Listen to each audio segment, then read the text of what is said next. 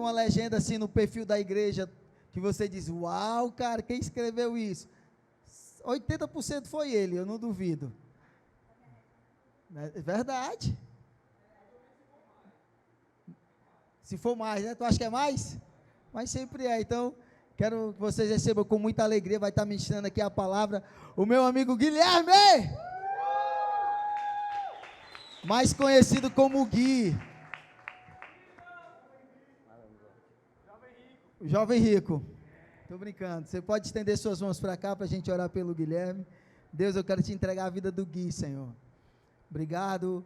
Conheço o Gui, conheço o coração que ele tem, Senhor Jesus, e eu te entrego, Senhor, a vida dele nas tuas mãos, o coração dele, a sua mente nas tuas mãos, Senhor, que ele seja usado nessa noite aqui, não pelo seu conhecimento, mas pela tua presença, pelo teu Espírito Santo, Senhor Jesus. Usa o teu filho nessa noite para a glória do teu nome. Amém.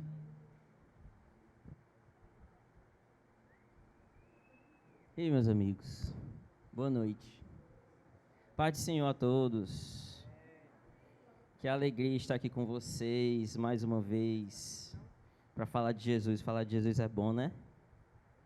Eu dou o maior valor, pelo menos. Bom, quero pedir para vocês que vocês abram a Bíblia de vocês em Êxodo, capítulo 34. Hoje é dia 15 de fevereiro. Estamos pertinho do carnaval, estamos pertinho do nosso acampamento de carnaval. E como vocês bem sabem, depois do carnaval tem a quarta de cinzas, e entraremos num período que é conhecido como a quaresma, que antecede a Páscoa, que são 40 dias. E é geralmente nessa época que quem está fazendo as leituras anuais chega mais ou menos ali pela parte de Êxodo, Levíticos, Deuteronômios, enfim, que você está começando a ver sobre a fundação do povo e provavelmente esteja passando por algumas lutas na hora de tentar entender por que tanto bode é sacrificado para Deus. Mas eu quero falar com vocês sobre uma coisa bem específica que Deus falou com esse povo e fala com a gente, porque existe uma mentira que dizem que Deus sempre fala sim, não ou espere. Isso é uma grande mentira, por causa que a Bíblia não tem só 3 palavras. Então, Deus tem muita coisa para falar com muita gente a respeito de muita coisa. Você só precisa buscar. E é justamente sobre essa busca que eu quero falar com vocês. Êxodo capítulo 34, no versículo 10. Gabriel. Vamos falar sobre deserto. Deixa eu perguntar uma coisa para vocês. Quem aqui, nesse momento, sente que está passando por um deserto? Incrível, parabéns, viu? Quem não está passando, eu quero desejar que vocês vão passar por um. Eu estou muito feliz, eu profetizo desertos na vida de vocês, muitos desertos.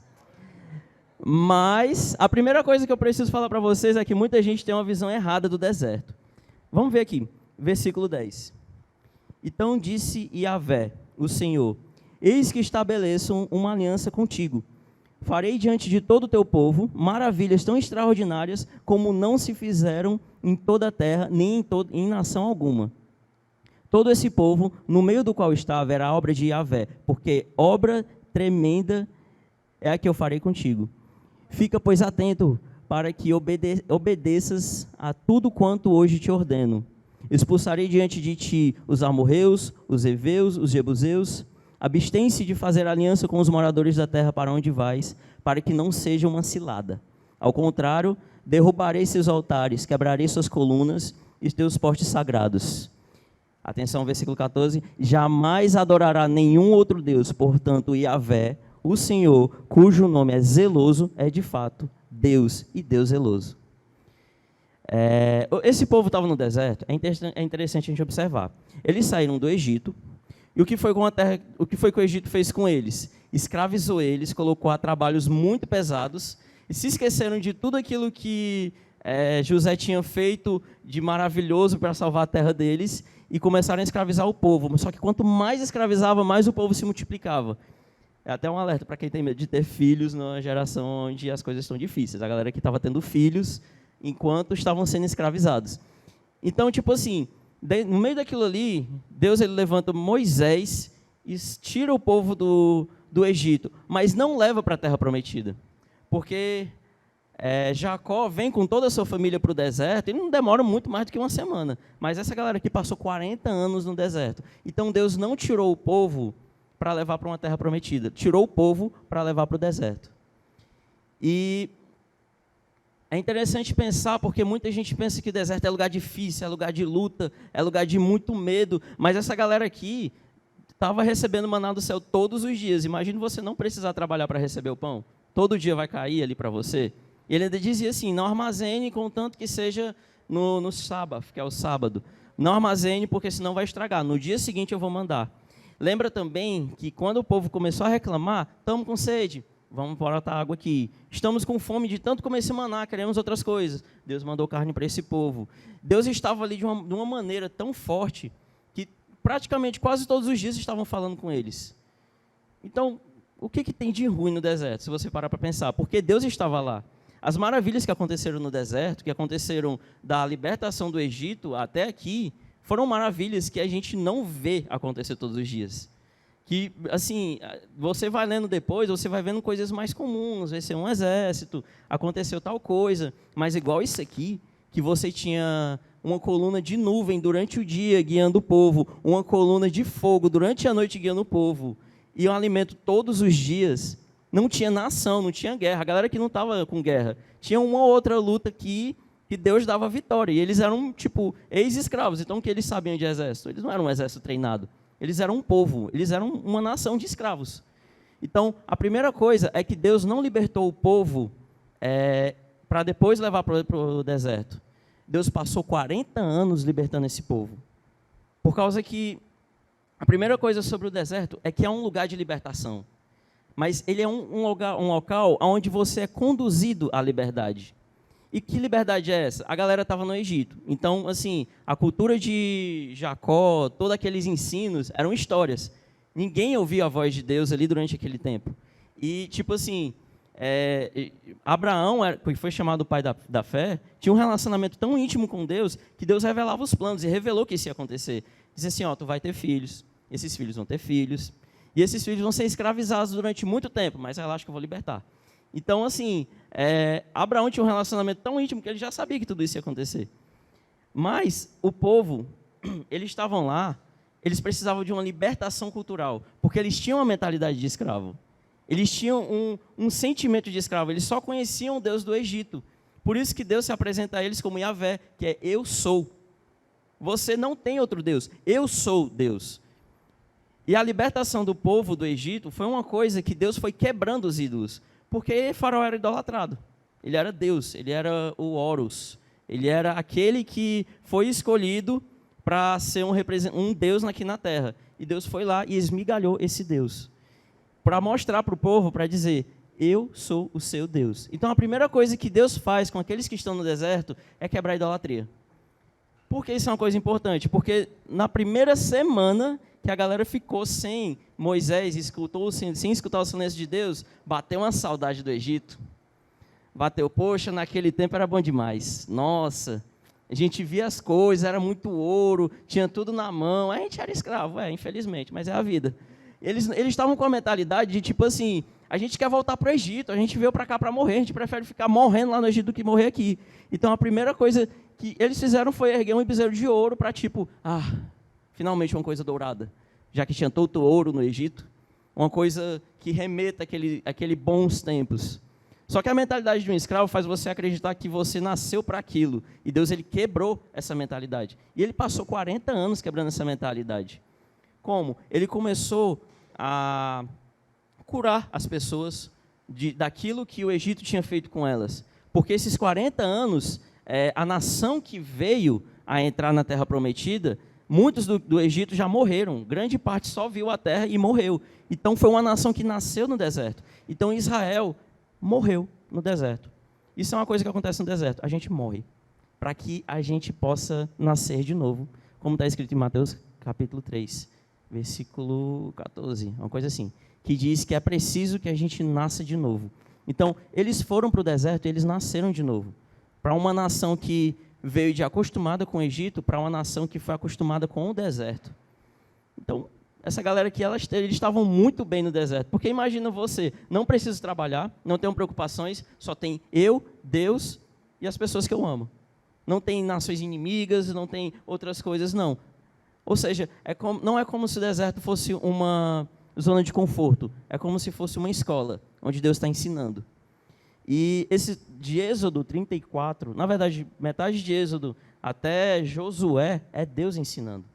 E Deus, ele ensina, através dos seus mandamentos, a você se libertar da cultura deste mundo para começar a viver a cultura do céu. Por causa que essa cultura que o povo está vivendo, essas leis, foi Deus que instaurou. Ele estava dizendo assim, toda aquela mentalidade que vocês tinham do Egito, hoje vocês vão quebrar. Vocês vão viver uma nova disciplina. Vocês vão viver um novo propósito. E é no meio desse propósito que Cristo é anunciado. Porque os nossos pecados, que eram muitos, existem muitos capítulos falando de pecados, precisavam de um sacrifício por ele. Então, o povo precisava estar constantemente sacrificando para poder ser perdoado do seu pecado. Mas muitas dessas leis, eles não viviam naquele momento, porque eles não estavam vivendo aquilo, eles não tinham pastagens, eles não tinham casa. Existem leis que falam aqui a respeito de como você deve cuidar da sua casa. Eles não estavam na casa, eles estavam em tendas. Então, eles estavam recebendo leis para quando eles fossem receber a bênção, como eles deveriam agir. Então, esse povo que estava no deserto estava recebendo de Deus como lutar, não apenas uma vitória. Deus não tirou o povo do deserto, não tirou o povo do Egito, isso para vocês também, ele não tira vocês do estado de mundo, de carne, para que vocês possam receber uma vitória. Eles ensinam vocês a aprenderem a lutar para conquistarem a vitória. Porque uma coisa eu garanto para vocês, todo mundo aqui deve ter algum boleto para pagar, deve ter alguma conta, deve ter algum problema, e eu vou dizer uma verdade para vocês. Hoje vocês têm problemas, amanhã eles vão continuar, eles não vão sair. É uma coisa muito sensacional. Mas você pode fazer uma escolha. Ou você escolhe aprender a lutar, ou você escolhe ficar apanhando. Não é uma opção muito boa ficar apanhando, eu recomendo. Mas Deus, ele diz, você pode aprender a lutar.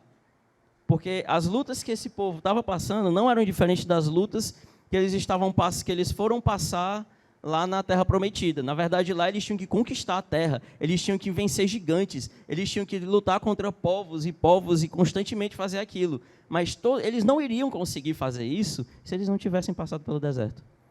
Então, o deserto começou a preparar uma nação guerreira. Ele pegou uma nação escrava e transformou numa nação guerreira. Então, o que foi que Deus ensinou para essas pessoas no deserto?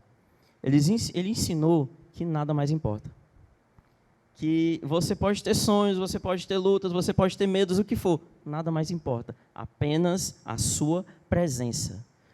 Porque Deus, ele preparou aquele povo para carregar a presença deles. Porque no meio disso tudo aqui, Deus começou a criar o primeiro tabernáculo de adoração, aonde existia o lugar santo e o lugar santo dos santos, aonde tinha a Arca da Aliança. E essa Arca da Aliança, somente o sumo sacerdote podia chegar até lá. Ninguém podia entrar lá se não tivesse extremamente puro, sacrificado pelos seus pecados e entrado lá. O povo, ele não estava pronto para receber a presença de Deus. Mas o que acontece lá no final é que para entrar na Terra Prometida, a Arca da Aliança passa no meio do povo e vai adiante. Então, eles foram preparados para receber a presença de Deus. Isso é uma coisa que o deserto faz. E ele também afastou o povo dos outros povos. Nenhum outro povo tinha contato com Israel naquele momento. Então, você pensar assim, tá, mas como é que eu escolho o deserto? É você afastar e silenciar todas as outras vozes para escutar somente a voz de Deus. Porque no deserto, a única voz que eles estavam escutando era a voz de Deus. A única influência que eles estavam recebendo era a influência de Deus. É você começar a cavar, a tirar todas os marcos de outras culturas, de uma cultura de mundo, para começar a colocar uma cultura celestial. E isso é uma coisa tão forte, uma coisa tão necessária. A presença de Deus é uma coisa tão extraordinária que ele queria se manifestar ao povo. Eu vou me manifestar no Monte Sinai e o povo poderá vir até mim depois que passar os raios de trovões. Mas o povo não estava pronto para aquilo, porque Deus se manifestou e eles ficaram com medo e disse, não, vai Moisés, vai porque a gente não consegue. Então, se você não passa pelo deserto, você não aprende a estar na presença de Deus. Se você não aprende a estar na presença de Deus, você vai delegar a presença para outras pessoas. e aí as coisas não vão mudar. Você vai continuar lá, e você talvez morra no deserto, e os seus filhos têm a honra de entrar nessa terra prometida. Porque você precisa abdicar. Como o Yuri falou, como a gente cantou nesse louvor, a gente precisa abdicar de muitas coisas para poder estar na presença. Mas a única coisa que ele pede, que é o primeiro mandamento, é: ame ao Senhor teu Deus de todo o coração, de toda a alma, de toda a força e de todo o entendimento, que é o amor café. Coração, alma, força e entendimento. Então, o que você aprende no deserto é que nada mais importa. Obrigado, Cíntia. E o deserto é um local de peregrinação. Abram aí a Bíblia de vocês em Êxodo 40, versículo 34 ao versículo 38. Esse aqui já é o finalzinho de Êxodo, e o título aqui para mim é A Glória de Yahvé Guia Israel. No versículo 34, Êxodo, capítulo 40, versículo 34, diz: então a nuvem cobriu a tenda do encontro, e a glória de Yahvé encheu todas as dependências do tabernáculo. Moisés nem conseguia entrar na tenda do encontro, porquanto a nuvem pairava sobre ela, e a glória do Senhor enchia plenamente o tabernáculo. Todas as vezes que a nuvem se erguia sobre o tabernáculo, os filhos de Israel entendiam que era o momento de seguir viagem. Contudo, se a nuvem não se levantava, da mesma maneira eles não se punham em marchar, até que a nuvem se erguesse. Pois de dia a nuvem de Yahvé ficava sobre o tabernáculo, e de noite podia-se observar fogo dentro dela. Isso à vista de toda a nação de Israel, durante todas as etapas de sua peregrinação. Eles viam a glória de Deus todos os dias. Você acordava 7 horas da manhã, 7 horas da madrugada, né? Aí vocês saíam da sua tenda e viam uma coluna de fogo, bem no meio da nação inteira. E todos os dias eles viam aquilo. Eles saíam e viam uma coluna de nuvem. Eles viam Moisés ali com o rosto resplandecente. Eles viam maravilhas. Você escolheu o deserto, é você ver maravilhas de Deus. O deserto não é um lugar ruim. Se vocês acreditavam com isso, eu lamento. E se vocês ainda não estão vendo isso, é porque é um momento de começar a clamar pela presença dele. Porque é no deserto que Deus refina a gente. É no fogo que Deus refina o ouro. Então, ele está querendo extrair o ouro das pedras que muitas vezes nós somos.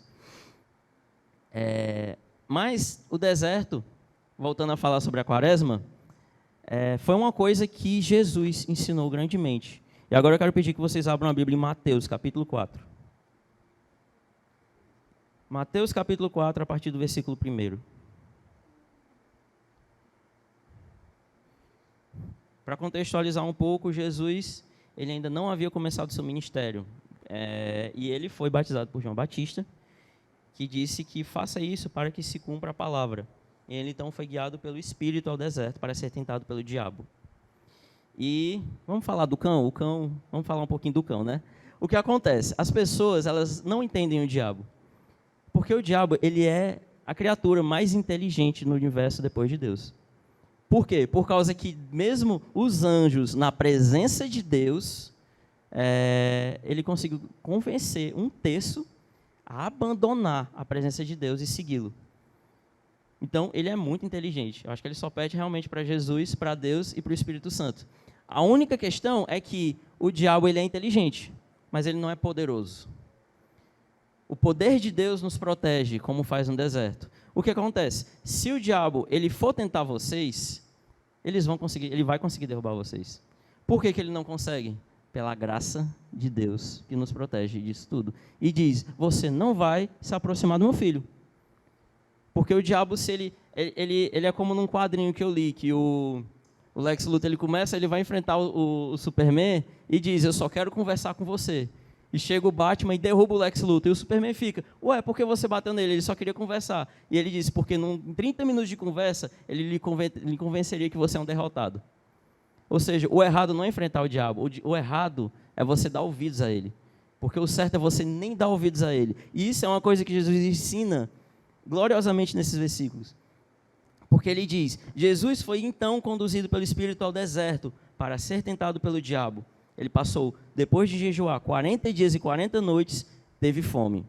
A tentação, o desejo, não veio durante o período que ele estava, mas veio depois. Porque o deserto, ele te refina, ele te prepara para aquilo que Deus quer para você, mas ele precisa saber se vai confiar em você. Por isso que existem provas, por isso que a gente passa por provas muitas vezes. Mas Jesus, ele estava passando por uma prova aqui, tentado pelo próprio diabo. E a primeira coisa que o diabo diz é: se és o Filho de Deus, manda que estas pedras se tornem em pães. Por que em pães? Porque Jesus estava com fome. Nós somos seres humanos, temos necessidades, temos anseios e temos desejos. As pessoas precisam de uma companhia, as pessoas precisam se alimentar, as pessoas precisam de água. Então Deus, ele vai tentar vocês na sua necessidade. Adorem a mim e eu te dou a sua necessidade. Eu te dou uma pessoa, te dou um carro, te dou um emprego, o que for. Qual é a sua necessidade? O lance é que a preparação de Deus faz você ter uma certeza tão grande de quem você é, que você dá a resposta de Jesus. Nem só de pão viverá um homem, mas de toda a palavra que sai da boca de Deus. E mais lá na frente, Jesus diz: fazer a vontade do meu Pai é o meu alimento. Eu não me alimento dessas coisas, eu me alimento daquilo que Deus manda eu fazer. E ele se faz o quê? Ele se torna um alimento, ele se torna o pão da vida. Ele começa a ser aquele que alimenta em vez de ser alimentado. Porque é uma coisa que o deserto faz, ele gera filhos maduros e enraizados. E árvores enraizadas dão bons frutos, e frutos servem não para a própria árvore, mas para alimentar outros que vão precisar daquilo. Mais adiante, Jesus caminha e o diabo diz... na verdade, o diabo conduz para a cidade santa e coloca ele à parte mais alta do templo e desafia: se tu és o Filho de Deus, joga-te daqui para baixo, pois está escrito: aos anjos dará ordem a teu respeito, e com as mãos eles te sustentarão, para que jamais tropece em coisa alguma. Ele vai tentar fazer o quê? Ele vai tentar lhe tornar um Deus. Porque o diabo não só sabe a sua necessidade, como também sabe a nossa necessidade de querer ser alguma coisa. Ele está dizendo aqui: se tu é o Filho de Deus, então prova. Quem já ouviu isso antes? Tipo, se você é homem mesmo, então faz esse negócio aqui. Se é de verdade, então prova aquilo que você está fazendo. Prova dizendo que tu é. Porque o diabo, ele sabe que a gente anseia ser alguma coisa.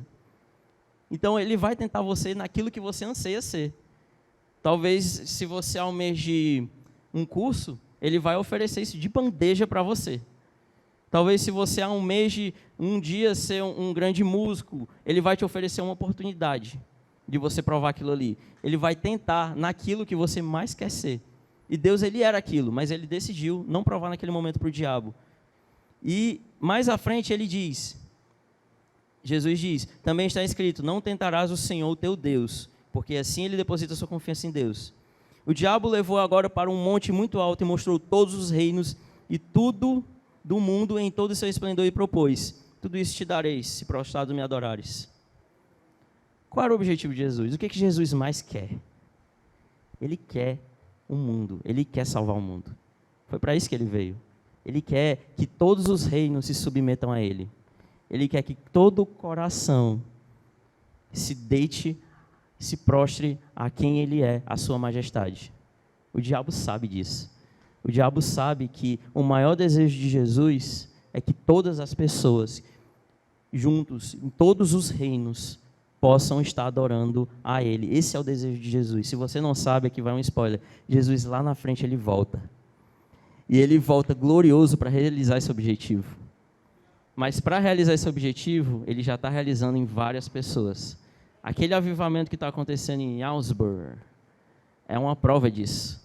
De que as pessoas estão se arrependendo. E de que Ele está agindo, sim, para construir o seu reino. É por isso que Ele nos leva ao deserto. Para formar a nossa identidade, para nos formar como filhos que vivem nesse reino. E Jesus, ele poderia dar qualquer resposta para ele, mas ele diz: vai-te, Satanás, porque está escrito: ao Senhor teu Deus adorará e só a ele servirás. Então o diabo deixou e anjos vieram e o serviram. E na minha Bíblia tem um títulozinho para o versículo seguinte. Na Bíblia de vocês deve ter alguma coisa parecida. Jesus inicia seu ministério. Porque o exemplo de Jesus foi: para você viver um propósito com Deus, você precisa passar por um processo que vai doer e vai te refinar.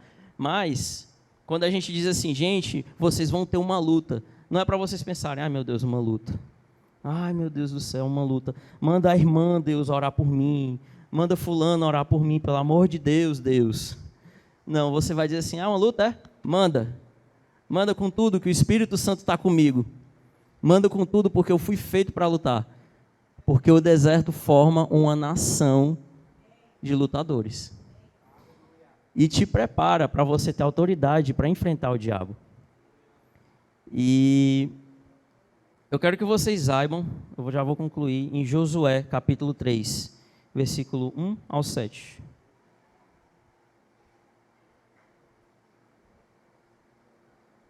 As provas que nós passamos, elas nos tornam mais resistentes, nos deixam mais decididos, nos deixam mais prontos para a luta, nos deixam mais focados, nos deixam prontos para viver um algo a mais de Deus, nos deixam prontos para vivermos como amigos do noivo, que foi como João Batista viveu, porque ele mesmo viveu tanto no deserto que ele se tornou um versículo que diz, a voz que clama no deserto. E Jesus mesmo diz, o que vocês foram ver no deserto para os fariseus? Um caniço agitado pelo vento ou um quê? E ele diz, ninguém dentre os nascidos de mulher é maior do que João Batista. E João Batista morreu sem saber disso. Porque Jesus não levou essa mensagem para ele. E João Batista, ele não soube da grandiosidade que foi escolher estar ali no deserto, conduzindo e batizando pessoas no arrependimento. Mas aqui em Josué, capítulo 3, versículo 1, mostra o resultado de você passar pelo deserto. Capítulo 3, versículo 1 ao 7. Josué e todo o povo de Israel se levantaram de madrugada, deixaram o acampamento do vale Abel-Shintim, das Acácias, nas campinas de Moabe, e se dirigiram até o rio Jordão. Antes de atravessarem um rio, eles acamparam ali. Esse aqui é o momento que eles finalizaram o processo deles de deserto. Ao fim de 3 dias, os líderes percorreram o acampamento e ordenaram ao povo em alta voz: quando virdes a arca da aliança do Senhor, vosso Deus, sendo carregada pelos sacerdotes levitas, vós igualmente saireis das vossas posições e seguireis, a fim de conhecerdes o caminho que haveis de seguir, pois nunca passaste por este caminho. Conservai, contudo, entre vós e a arca, a distância aproximada de 900 metros.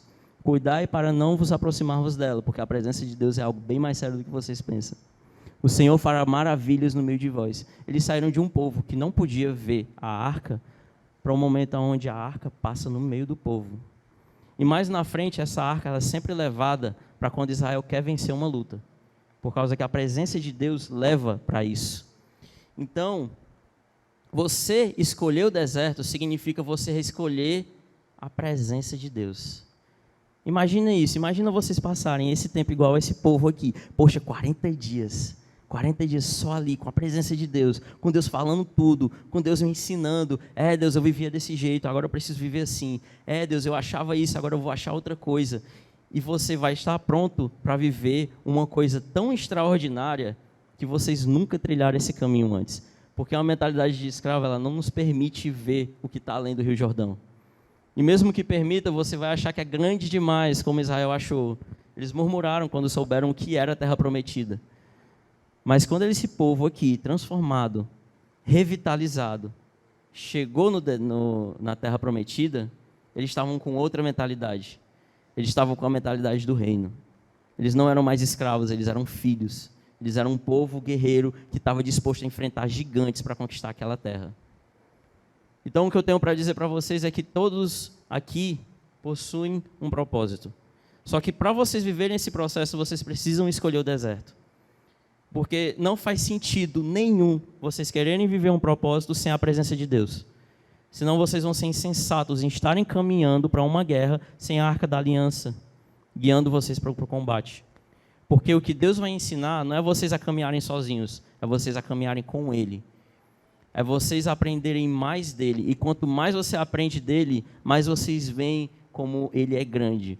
Porque se você tiver um telescópio e olhar para os céus e começar a mapear cada uma das estrelas, você vai ter uma noção de quanto o universo é grande.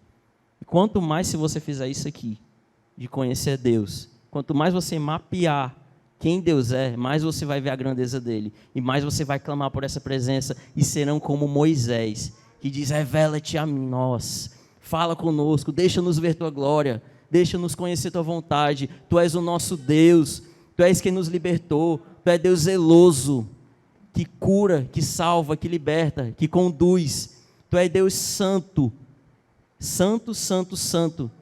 E como está escrito aqui no livro de Levíticos, Deus, Ele é quem santifica. Você não alcança a santidade sozinho, Ele que te santifica. E como vocês vão alcançar a santidade se não estiverem diante dEle, para Ele vos santificar? Então, eu digo para vocês, vocês têm lutas e vocês vão continuar tendo lutas.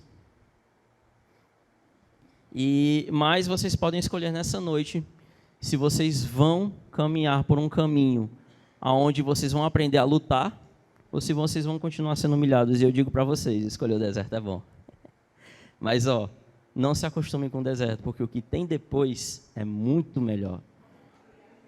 É a própria terra que mana leite e mel. E é isso que vocês vão viver. Vamos ficar de pé.